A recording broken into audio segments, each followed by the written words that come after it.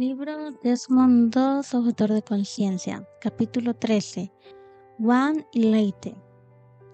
El 9 de julio de 1944, el convoy de barcos con tropas zarpó de Pearl Harbor otra vez en dirección al oeste. La 77ª División Estatua de la Libertad estaba a bordo. Varios destructores acompañaban a los barcos y todo el convoy zigzagueaba en un intento de evitar cualquier clase de ataque sorpresa de los japoneses. Varios días más tarde, el convoy cruzó la línea internacional de cambio de fecha y luego llegaron al atolón de Ineweket, en las Islas Marshall. Allí el grupo recibió órdenes oficiales de seguir hacia Guam. Por primera vez, toda la división participaría de un combate real. No sé si tener miedo o estar entusiasmado, observó Desmond a otro soldado un día. Ambas cosas, fue la respuesta. La guerra que se había iniciado el 7 de diciembre de 1941 con el bombardeo de Pearl Harbor en Hawái estaba ahora en su tercer año. No es un secreto que Estados Unidos no estaba preparado para una guerra el 7 de diciembre de 1941, pero de inmediato toda la nación se transformó de manera urgente en una máquina de guerra. Debían fabricarse barcos, tanques, vehículos y municiones de todas clases, y había que adiestrar hombres para que sirvieran en el ejército, la marina, la infantería de marina y la fuerza aérea. Se inició el sistema de reclutamiento, vas a la guerra, te guste o no. La gente vivía con racionamiento de azúcar, aceite, gasolina y otros elementos. Los japoneses, además de bombardear Pearl Harbor, rápidamente conquistaron Guam, las Filipinas, Iwo Jima y otras islas del Pacífico. 2 años y medio más tarde, los estadounidenses estaban comenzando a liberar estas islas una a la vez. No era fácil. Los japoneses estaban bien atrincherados y tenían planes de quedarse donde estaban. Fueron necesarios muchos combates para convencerlos de lo contrario. Muchos militares murieron y muchos más fueron heridos. Desmond era uno de los soldados de sanidad o paramédicos que cuidaban de estos hombres. Mucho más tarde, Desmond oyó una historia fascinante. Él nunca supo con certeza si era verdad, pero pudo haber sido. Un pastor adventista se dio cuenta de que lo seguían. Un día, su sombra se acercó a él. «Señor, ¿sabe usted algo de Guam?», inquirió él. «Bueno, sí», respondió el ministro. «El general MacArthur quisiera hablar con usted. ¿Sería tan amable de venir conmigo para verlo?», le preguntó el hombre. Cuando llegaron al cuartel del general, el general le preguntó: «¿Qué sabe usted acerca de Guam? Si yo tuviera que desembarcar en Guam para luchar contra los japoneses, ¿dónde lo haría usted?». «Hay un solo lugar, señor. Agat Bay, Bahía Agat. Hay demasiados barrancos empinados en el resto de la isla, pero le advierto, Agat Bay está fuertemente fortificada. Los japoneses están bien atrincherados», le respondió el ministro. Después de examinar un mapa de Guam y analizar toda la situación, el general MacArthur preguntó: «¿Cómo sabe tanto acerca de Guam?». «General, yo fui un misionero adventista allí por muchos años. Llegué a conocer bien toda la isla mientras estuve allá. Sin embargo, tuvimos que abandonar la isla cuando la tomaron los japoneses. Así que la 77ª División estaba ahora en Agat Bay. Lo sentimos mucho, pero no podremos acercarnos más a la orilla», dijeron los marineros a los soldados. «El agua no tiene suficiente profundidad». Los soldados recibieron muchas municiones, pero tuvieron que llevarlas por sobre la cabeza al entrar en el agua que les llegaba casi hasta el cuello. Desmond no tenía municiones, pero tenía muchos elementos y vendajes de primeros auxilios que debía llevar y debía evitar que se mojaran. Finalmente, los hombres llegaron a tierra firme sin saber qué esperar. Una cosa que no habían tomado en cuenta acerca de Guam era la lluvia. Lluvia, lluvia, lluvia. En la orilla la lluvia había transformado la tierra en un barro blanduzco.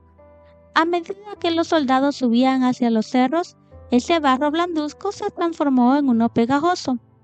Se supone que los soldados son altos y se ven bien vestidos en sus uniformes, ¿verdad? Este es el cuadro que tiene la mayoría de la gente. Sin embargo, estos soldados no eran ni parecidos a aquellos, con sus uniformes mojados y embarrados. Su reacción era usar todas las imprecaciones y las maldiciones que le vinieran a la mente mientras chapoteaban en el barro. Desmond pensó que había una manera mejor.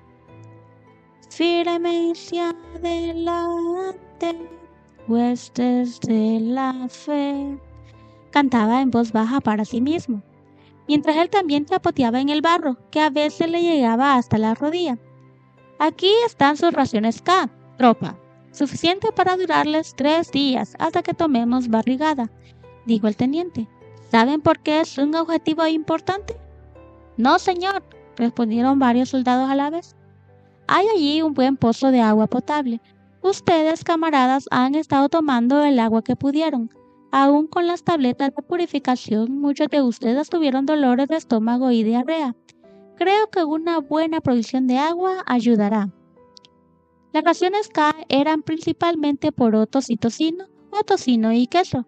Como Desmond era vegetariano y particularmente no comía productos derivados del cerdo, por lo que leemos en Levítico 11, tenía poco para comer, excepto duras galletas para perros, y ocasionalmente un coco de las palmeras.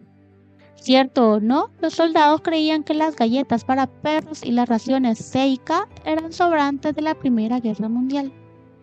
La primera noche en la isla cavaron trincheras barrosas para pasar la noche. Apreciaron el hecho de que un cañón estuviera tronando contra los japoneses en los cerros detrás de ellos, pero el ruido era ensordecedor y sentían cómo saltarían expulsados de las trincheras. Ninguno de los soldados recordó haber dormido esa noche. Al día siguiente, los soldados observaban cuidadosamente por si veían al enemigo. Vieron algunos soldados a muy poca distancia de ellos, abrieron fuego y el enemigo devolvió el fuego, hasta que de repente se dieron cuenta de que ambos grupos eran soldados estadounidenses. La batalla se detuvo antes de que comenzara, o por lo menos antes de que hubiesen heridos. Un poco más tarde, mientras andaban por un camino, vieron una iglesia en llamas. Supieron que los japoneses habían usado esa iglesia como depósito de municiones y oficinas centrales. Los estadounidenses habían bombardeado ese edificio y las municiones almacenadas allí estallaban al quemarse. Afortunadamente estaban lo suficientemente lejos como para que no hubiera la más mínima posibilidad de que alguno de los hombres fuera herido o muerto por el estallido de las municiones. Al otro día siguieron hacia Barrigada. Sin embargo, con los francotiradores japoneses y ocasionalmente el fuego de un tanque o de una trinchera con ametralladoras, les llevó más tiempo de lo que esperaban. Los soldados comenzaron a quejarse de hambre, incluyendo a Desmond. Finalmente llegaron a su objetivo y se encontraron vinculados con una unidad de los infantes de marina. En este lugar, los marinos tenían buena comida, por lo que no dependían de las raciones C o K. Por lo tanto, habían tirado sus raciones en la pila de desperdicios. La comida que los infantes de marina les prepararían no estaba lista, pero las descartadas raciones C y K estaban allí mismo. Muchos de los soldados recogieron algunas de esas latas mientras esperaban. Tenían hambre. Desmond encontró algo que podía comer, así que hizo lo mismo. Esta cosa no tiene un muy buen gusto, pensó. Probablemente eso estuviera deteriorado, porque para cuando la comida buena estuvo lista, él estaba enfermo y no pudo comerla. Creemos que hay un puesto japonés arriba de ese cerro, y se supone que debemos subir y limpiarlo, dijo el sargento a su grupo de hombres. Vayamos. Pronto oscurecerá. Esperemos que podamos terminar con esto antes de que sea de noche. Así no tendremos que preocuparnos porque los japoneses anden por ahí. El grupo, con Desmond como soldado de sanidad, comenzó a subir por la senda. Antes de mucho, vieron a 4 japoneses que corrían a través del cerro. Pronto los 4 fueron eliminados, pero los estadounidenses no tenían idea de dónde podrían haber más y pronto estaría oscuro. Muchachos, dijo el sargento, mejor acuéstense a lo largo de la senda. Esperemos que no haya ningún japonés por allí cerca, pero manténganse en guardia. Podría haber algunos. Un poco más tarde, cuando Desmond estaba sentado en el suelo tratando de ponerse cómodo, sintió que algo estaba cerca de él. ¡Alto! Gritó. No tuvo tiempo de añadir ¿quién anda allí?, cuando algo agudo le golpeó el hombro y luego la cabeza. ¿Era una bayoneta? Parecía ser eso. ¡Miau! ¡Miau! Un gato negro con sus uñas lo paralizó de susto por un momento, hasta que se dio cuenta de lo que era, y luego se rió un rato a solas. La batalla que quitó Guam a los japoneses y la devolvió a manos estadounidenses duró hasta mediados de agosto. Luego, por un tiempo, los soldados permanecieron en la isla para patrullarla. Fue una especie de vacaciones de la guerra. El clima era hermoso y cálido. Desmond estuvo contento por unos pocos días, cuando pudo descansar y dormir, escribir cartas y leer la pequeña Biblia que Dorothy le había regalado. La mayor parte del tiempo había tenido un resfrío y estaba cansado. Mucho más tarde se dio cuenta finalmente de que era más que un poco de frío. Se sintió mucho mejor después de unos días de descanso. Cuando el barco con la tropa abandonó Guam, estaba listo para ser un paramédico otra vez. Todo el convoy salió de Guam el 2 de noviembre. Se dirigieron hacia el sur y escucharon que irían a Nueva Caledonia para un periodo de descanso y recreación hasta que fuera necesario que combatieran en otra región. El Pacífico se portó a la altura de su nombre en ese viaje. El océano estaba increíblemente calmo. Unos pocos días más tarde cruzaron el Ecuador y entraron en el hemisferio sur. Estaban viajando hacia el sur, pero un día todo el convoy viró y se dirigió hacia el noreste. El general MacArthur había enviado un mensaje por radio diciendo que los necesitaba en Leyte, una isla grande en las Filipinas. El barco de tropa ancló en la costa oriental de Leyte y más tarde dio vuelta hacia la isla y fue a la parte occidental. Subiremos por la sección del río Ormoc en la parte noreste de Leyte, dijeron a los soldados. Los japoneses estaban bien atrincherados allí, y los soldados veteranos supieron que tendrían un combate rudo. Y estaban en lo cierto. Siempre que habían tales combates, los paramédicos tenían que trabajar muy duramente, cuidando de los heridos y llevándolos de regreso al puesto sanitario en camillas. Un día la compañía B se estaba trasladando a otra área de vivac. Mientras Desmond caminaba con el grupo, un soldado de infantería se le acercó. ¿Sabías que Glenn recibió una herida?, le preguntó. No, respondió Desmond. ¿Dónde está? En ese cerro, allí mismo, señaló el soldado. Otros se detuvieron cuando oyeron la conversación. Yo iré a buscarlo, anunció Desmond. ¿Quién viene conmigo? Yo iré, respondió Herbert Schechter. Desmond sabía que Schechter era un judío que creía en la predestinación y que iría con Desmond a lugares donde otros no querrían ir. El capitán Vernon dijo a otros 5 soldados que fueran con 2 y Schechter como retaguardia, para ayudar a protegerlos en el área expuesta hacia donde iban. Habían 2 hombres heridos en el cerro, Glenn y el soldado a quien Glenn había ido a ayudar. Desmond se agachó todo lo que pudo y corrió hacia el otro soldado, mientras Schechter corría hacia Glenn. El joven soldado tenía una fea herida en la frente, y la sangre le corría por el rostro y le cubría los ojos, donde comenzaba a coagularse. Desmond sacó una gasa de su equipo, la humedeció con agua de cantimplora y lavó la sangre de la cara del soldado. De repente, el rostro del joven se iluminó con una sonrisa, aún en el peligroso lugar y las circunstancias en que se encontraban. Pensé que me había quedado ciego, dijo. Desmond recordó esa sonrisa toda su vida, y se sintió recompensado por la ayuda que había dado a ese soldado y a muchos otros. El joven se arrastró sobre una pequeña elevación donde otros soldados lo ayudaron a llegar al puesto sanitario. Entonces Desmond dirigió su atención a Glenn. ¿Cómo está él?, le gritó a Schechter. Está muy mal herido, inconsciente, pero vive, informó Schechter. Evidentemente los japoneses estaban cerca y oyeron sus voces, y abrieron fuego en dirección a ellos. Schechter saltó y empezó a correr. ¡Abajo, Schechter! ¡Tírate al suelo!, gritó Desmond. Schechter se tiró al suelo en forma tan realista que Desmond pensó que le habían pegado. Se arrastró para ver cómo estaba y estuvo más que contento de encontrar que no había sido herido. No hablemos más, Schechter, dijo Desmond, solo susurremos. Ahora el problema era qué podían hacer por Glenn. Era un muchacho grande y bastante pesado.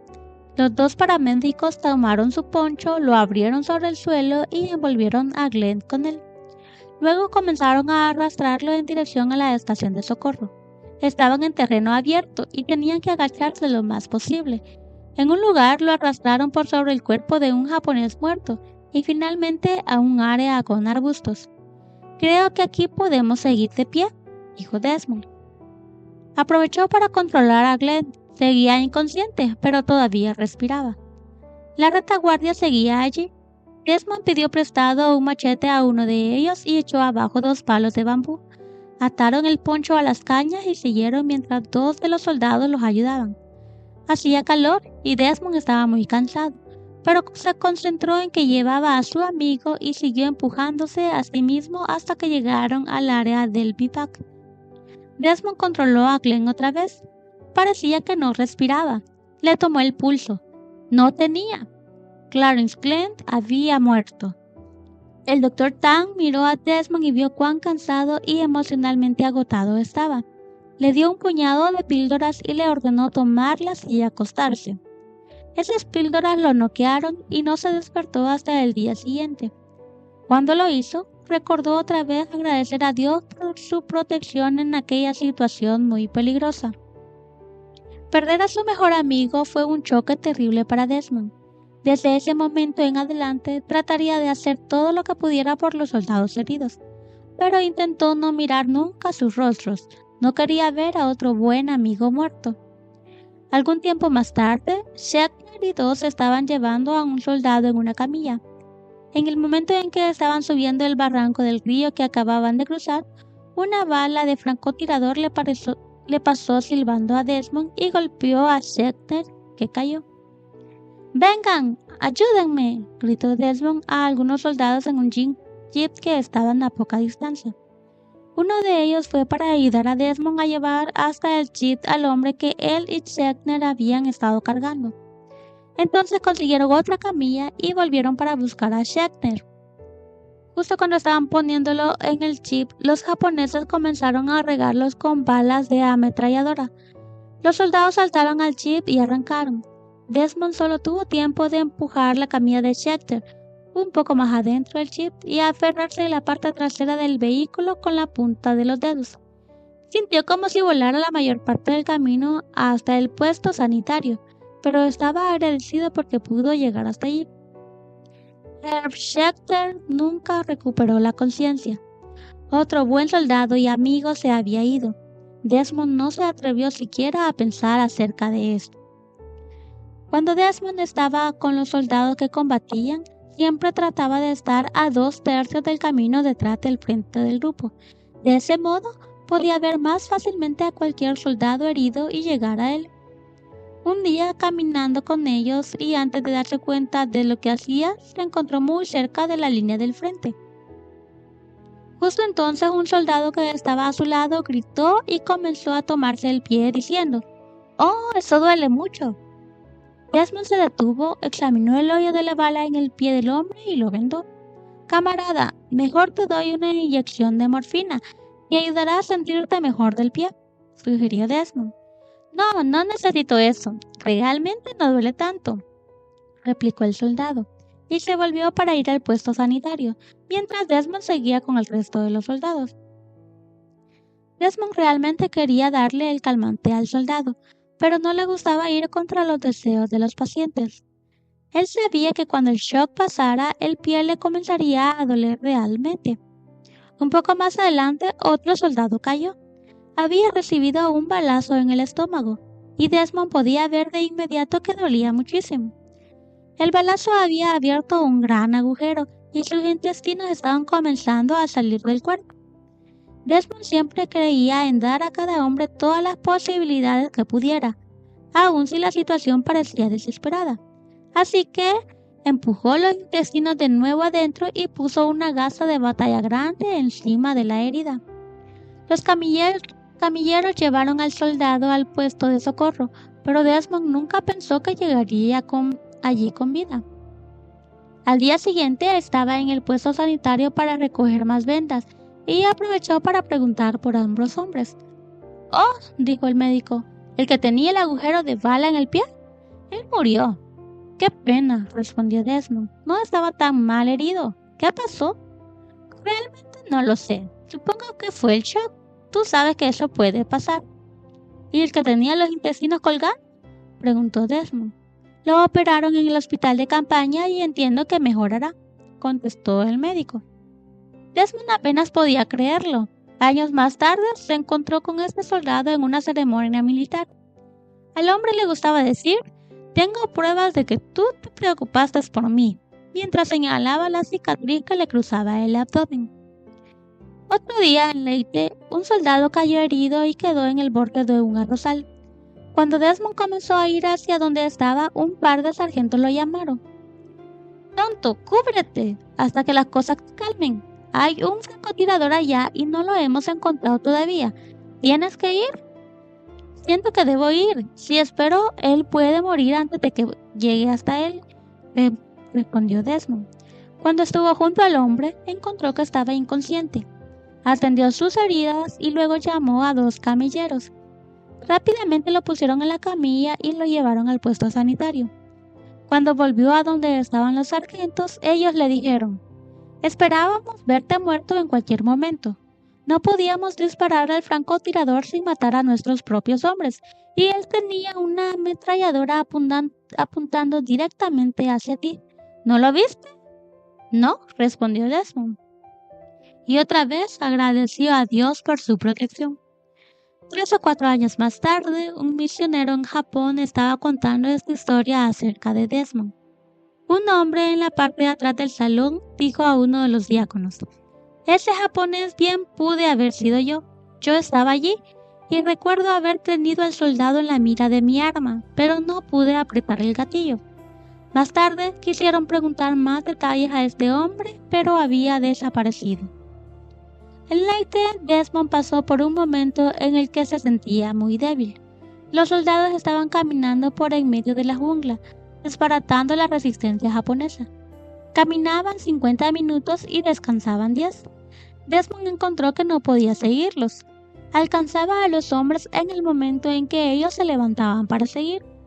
Esto significaba que la mayor parte del tiempo estaba caminando por la peligrosa jungla infestada de japoneses completamente solo. Fácilmente podrían haberlo matado si el Señor no lo hubiera protegido. Cuando las tropas llegaron al área de descanso en la playa, los soldados descansaron y luego se pusieron a jugar. Pero no Desmond. Él durmió y probablemente no habría comido si Jim Dorris no le hubiese llevado comida. Se sintió mejor después del descanso y estaba listo para seguir otra vez. Él sabía que Dios lo cuidaba. Al fin, la isla de Leyte estuvo en manos de los estadounidenses. La 77ª División debía seguir adelante. Las fuerzas estadounidenses estaban cercando a los japoneses por todos lados. La isla de Okinawa estaba a solo unos 560 kilómetros de Japón mismo, y los japoneses estaban combatiendo fuertemente allí. Así que allí fue enviada la 77ª División. Leyte no había sido un lugar bueno para Desmond II. La pérdida de sus 2 mejores amigos fue una tragedia que encontró difícil de afrontar. Fue únicamente mediante sus oraciones a Dios y su pedido de fuerza que pudo soportar la tristeza.